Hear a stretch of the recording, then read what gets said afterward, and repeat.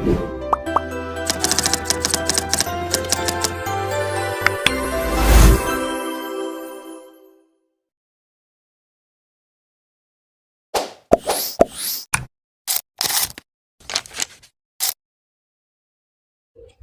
Sobat Podcast, kembali lagi di Suara Pelayan Publik. Di sini hari ini kita akan bahas tentang yang ngebut-ngebut, apalagi kalau bukan ngos. Kereta cepat Jakarta-Bandung, simbol upgrade dari pelayan publik dan menjadi salah satu sumber kontroversi. Bersama saya Citra sebagai host yang akan mengatur jalannya podcast hari ini, dan kemudian di sini ada Mbak Astri dan Mbak Yuyun dari mahasiswa Universitas Jenderal Sudirman dari jurusan Administrasi Publik. Selamat pagi Mbak Asti dan Mbak Yuyun. Selamat pagi. Nah, aku mau tanya nih ke Mbak Yuyun.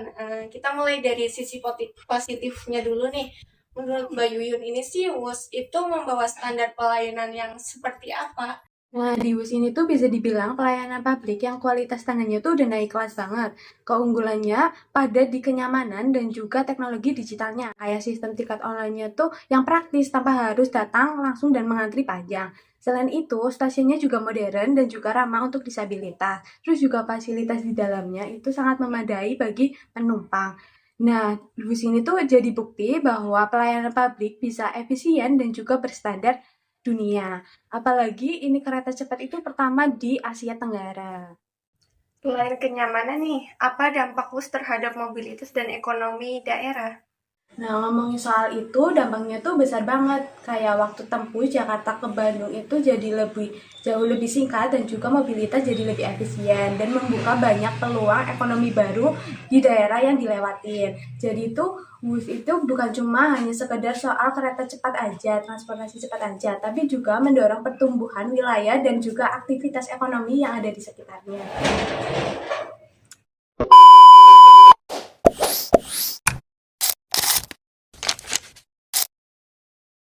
Oke, terima kasih Mbak Yuyun. Sekarang kita ke Mbak Astri. Secepat keretanya, secepat itu pula kontroversinya mencuat.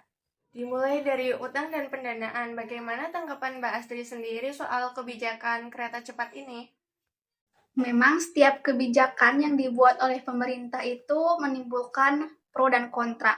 Dan WUS ini menimbulkan kritik tajam, bahkan seorang tokoh sekelas Pak Purbaya menolak keras penggunaan APBN WUS untuk membayar utang. Kita flashback ke belakang. Awalnya kereta cepat ini memang memiliki kerjasama dengan pemerintah Jepang, yaitu B2B atau kerjasama bisnis to bisnis, dengan bunga pinjaman yang sangat rendah yaitu sekitar 0,1%. Namun tawaran itu kemudian ditolak dan berpindah ke Cina sebagai bisnis to government dengan pinjaman bunga sekitar 2% hingga 3,4%. Dan alasan pemindahan tersebut karena Cina menjanjikan tidak adanya jaminan dari pemerintah dan tidak ada dana dari APBN. Oh, berarti awalnya dengan pemerintah Jepang B2B dengan bunga 0,1%, namun berpaling ke Cina menjadi B2G dengan bunga 2%. Bahkan bisa naik menjadi 3,4%, serta adanya jaminan pembayaran tanpa APBN. Wah, menarik sekali ya. Dan saya izin jelasin ya Mbak Citra. Oke, silakan Mbak Yuyun. Beberapa mantan pejabat kayak Pak Jonan itu mantan dirut PT KAI sekaligus Menteri Perhubungan. Nah, dia sempat ngasih kritik katanya proyek ini tuh terlalu mahal dan juga anggarannya itu meragukan kalau tanpa bantuan dari negara. Nah, dari situ aja udah kelihatan bahwa proyek ini tuh dari awal emang udah banyak masalah. Terus ada juga dari Pak Agus Pambagio yang waktu itu sempat langsung nanya ke Presiden 7 soal ide proyek ini. Presiden bilang ini tuh dari ide saya sendiri. Wah, kaget. Kaget. Nah, Pak Agus ini sempat kaget dan ngingetin kalau biayanya itu besar banget dan negara bisa kesulitan untuk membayarnya. Ini tuh udah nunjukin kalau proyek kereta cepat belum sepenuhnya menerapkan prinsip good governance karena publik tidak tahu jelas prosesnya. Sekarang di tahun 2025 ini muncul lagi isu dugaan markup anggaran, di mana Pak Mahfud MD juga sempat menyoroti hal itu. Nah, apakah ini bakal menyorot citra Siwus sebagai pelayanan publik? Kita belum tahu pasti, tapi sekarang KPK lagi mengusut itu. Jadi kita pantau aja perkembangannya.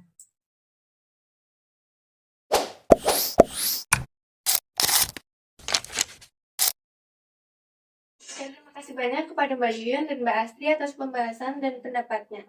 Kita sudah membahas bus kereta cepat Jakarta-Bandung dari pelayanan kelas dunia, kontroversi anggaran, pendanaan, dan markup anggaran. Pada Mbak Yuyun sendiri nih, sebagai penutup, apa harapan Anda ke depannya, terutama terkait dengan integritas dan tata kelola pemerintahan atau good governance? Nah, harapan saya sendiri, Mbak Citra, itu terlepas dari segala kontroversi yang ada. Pemerintah harus memastikan bahwa proyek ini tuh bisa berjalan dengan transparan dan juga akuntabel.